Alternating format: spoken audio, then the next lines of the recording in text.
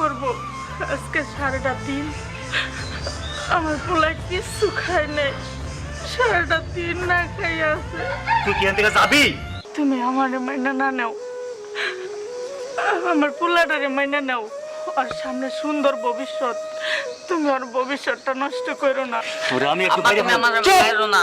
এই এখান থেকে এখন যাবি, না হয় তোরা একদম শেষ করে ফেলাম, ঠিক আছে? সূর্য,